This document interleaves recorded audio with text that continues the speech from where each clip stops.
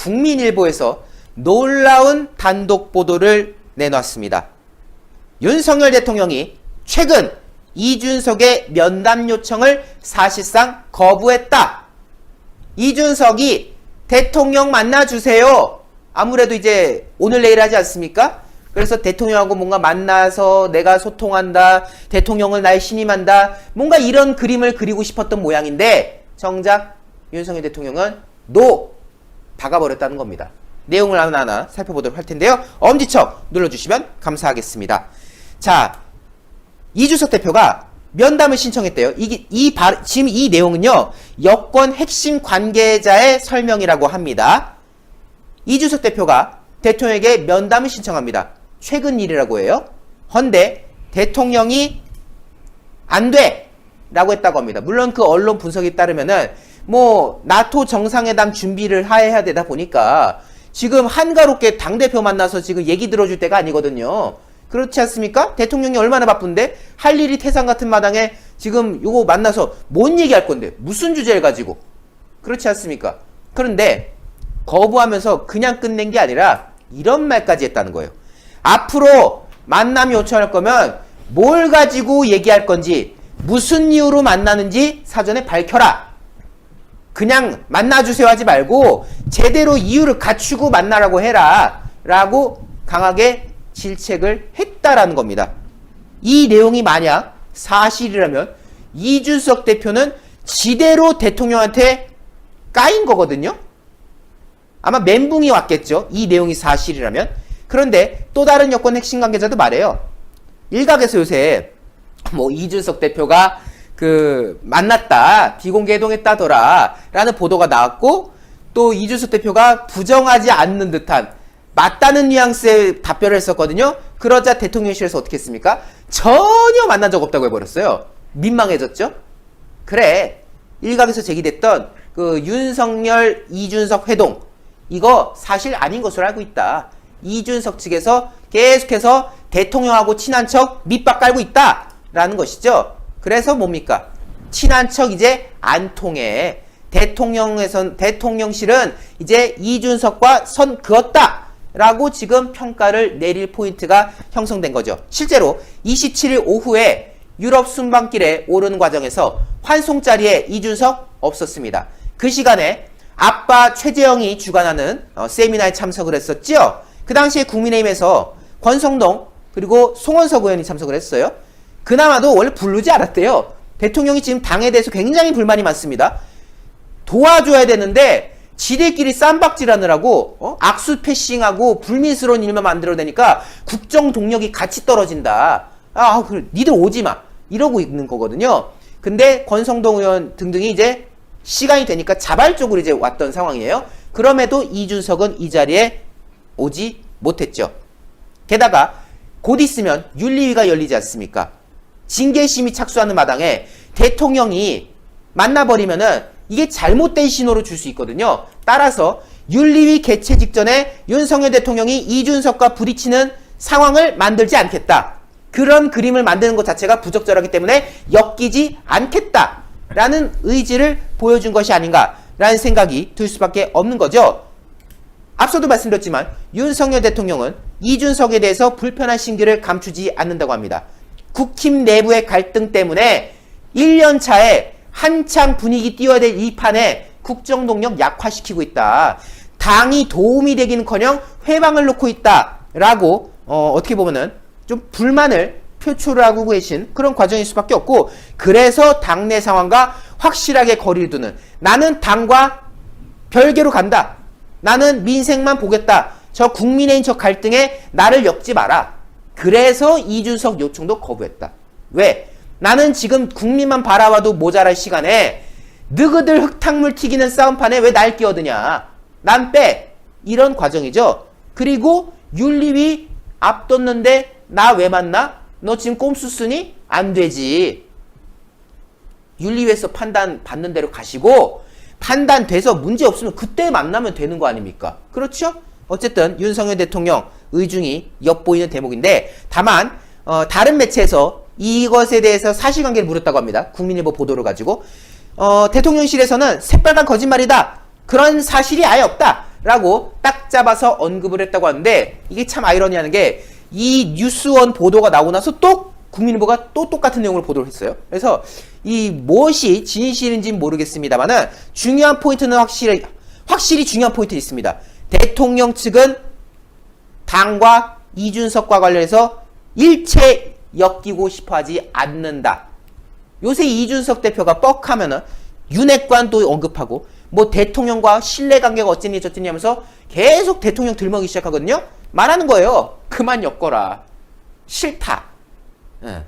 그 대통령을 입에 담는 상황 자체가 굉장히 불쾌하다. 뭐 이런 거 아니겠습니까? 근데요. 이준석 대표는 정말 안 될 사람이라는 게 또 느껴진 대목이 있습니다. 이 기사 오고 가는 걸 가지고 또 이걸 또 공유하고 앉았어요. 도대체 이준석 대표는 침묵이라는 게 없어요. 저는 가만히 있는데 이렇게까지 메시지 혼선을 가져오는 거 의문이다.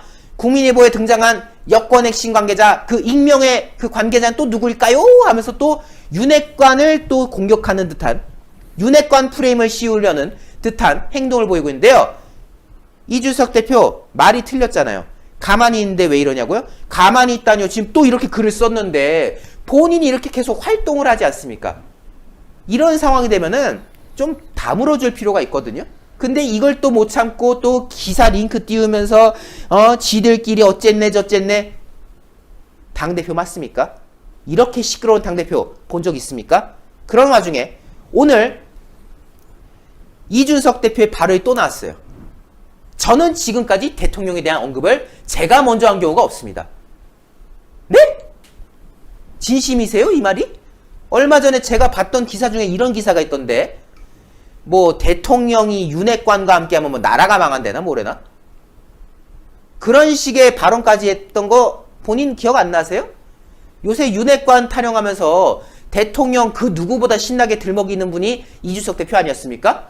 근데 내가 먼저 대통령 얘기한 적이 없다? 그리고 매번 익명보도 튀어나오고 그 익명보도 어차피 믿을 것도 없지만 대통령실에서 반박하면 제 입장을 밝혀야 되는 상황. 이런 것들이 계속 반복되고 있다. 이거 우연이 아니다. 즉 윤핵관이 날 탄압하고 계속 시비를 건다. 이런 취지인 건데요. 참으로 이 뻔뻔한 이준석 대표의 모습을 보면서 저는 또 한번 이래서 당대표가 빨리 물러나야 되겠구나 라는 생각을 감추지 않을 수 없었습니다. 한편 이준석 대표만 놓고 봤을 때 정말 이준석 대표 후드려 패는 데는 1인자이신 분이 있어요. 이분이죠. 안철수 의원. 이분이 워낙에 이제 이준석과의 관계가 좀 뭐하지 않습니까? 안철수 의원이 의도한 게 아니라 이준석이 싫어해요. 안철수 의원을. 오랜 기간 동안. 심지어 과거에 다른 당에 있을 때는 그 뒷담도 시계 깠다는 거 아닙니까? 쌍욕까지 섞어가면서. 그런데 안철수 의원 담담하게 이준석 후드려 팼습니다. 이준석의 이번 간장 한 사발 그 발언 이것도 정말 격떨어진 발언이었거든요. 간철수, 장제원 이런 식으로 해가지고 공격한 거 아닙니까? 근데 여기에 대해서 기자가 물으니까 여유롭게 웃으면서 말합니다. 그러게요. 간장 그 왜 말 했는지 난 모르겠는데요. 뭐 속이 타는 것 같죠 뭐. 그렇죠. 간장 먹으면 속이 타들어가죠. 이준석이 달아올랐구나? 너 마음이 급하구나? 그러니까 있는 말 없는 말 다 떠드는구나? 라고 오히려 역공을 취했지 않습니까? 그리고 이준석이 주도하고 있는 혁신에 대해서도 간접적으로나마 비판 의사를 지금 밝히고 있어요. 지금 우리가 해야 될 거는 야당 설득하고 해서 정부 정책이 제대로 펼쳐질 수 있도록 그리고 세계적 경기 침체에 대응해서 대한민국이 생존할 수 있도록 그 전략을 세우는 것에 집중해야 된다. 당 내부의 파워 싸움, 헤게모니 부질없다. 지금 그 혁신위에서 공천 논의에 등등한다 이런 얘기하는데 다 부질없다. 지금 그런 거 할 때냐? 라고 비판한 거 아니겠습니까? 그런 와중에 28일 MBC에 출연한 안철수 의원이 또 한 번 이준석 대표에 대해서 직격탄을 날렸습니다. 이준석이 왜 당신을 불편해한다고 해석하냐? 라고 진행자가 묻자 이렇게 답변합니다. 사실 이준석 대표랑 저랑 인연이 좀 몇 번 있었죠? 제일 첫 인연이 선거 때 서로 경쟁했던 거. 2016년 선거 때 이준석 대표가 첫 출마로 1번 달고 나왔는데 그때 3번 달았던 제가 20% 이상 이겼거든요. 그게 처음 시작이죠, 뭐. 이준석의 그 아킬레스건을 확 찔러버립니다. 저도 사실 그렇게 생각하거든요.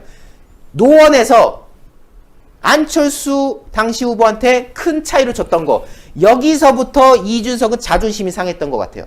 그래서 그때부터 뭐라고 해야 될까요? 이 구원이라고 해야 될까요? 이 서로 원수지간의 어떤 발달이 된 거라고 좀 보여지는데, 이분도 말하는 거예요. 하기사 첫 인연이 서로 좋지가 않았지. 그때 나한테 20% 이상 졌거든, 이준석이. 이렇게 지금 확 가버린 겁니다. 그래서 진행자가 또 물어요. 그러면 그 당시에 그 경쟁 관계에서 비롯된 소원함 때문에 지금에 이르렀다고 보는 거냐? 라고 묻자 안철수 의원이 또 직격탄 날립니다. 근데 참고로 전 선거 때 뭐 네거티브하거나 그런 거 없어요. 내가 뭐 이준석에 대해서 뭐 심하게 깎거나 그런 몰라도 나 점잖게 선거 운동했던 사람입니다. 나는 그런 거 딱 못하는 스타일이거든. 근데 본인이 뭐 본인 나름대로 나한테 진 거에 대해서 뭐 상처가 있다든지 뭐 원인이 있겠는데 제가 뭐 다른 분의 마음을 어떻게 알겠어요? 라고 답변을 해요. 근데 지금 이 발언 때문에 기사가 어떤 제목으로 나오냐? 안철수 따옴표 이준석 선거에 진 거 상처 있나? 이런 식으로 나오고 있어요. 아마 이준석 대표가 그 기사 제목만 봐도 아마 피가 거꾸로 솟을 거야. 그만큼 안철수 의원이 정말 이준석 한 명은 확실하게 정말 잡는 분이신데, 윤리위에 대해서도 말해요. 윤리위가 어떤 곳이냐? 당에서 굉장히 독립적인 기구 아니냐? 지금 이준석 대표가 뭐 윤리위 구성도 바꿀 권한이 있다라는 표현까지 쓰면서 압박을 하고 있는데, 그러지 마라. 윤리위에서 독립적으로 사실에 근거해서 판단하고 평가를 내리고 조치를 취한다면 당대표는 거기에 따르는 게 순리라고 본다. 그만 압박 놔라. 이런 취지 아니겠습니까? 자, 이렇게 윤석열 대통령의 의중, 그리고 안철수 의원의 반응까지 두루두루 좀 살펴봤는데요.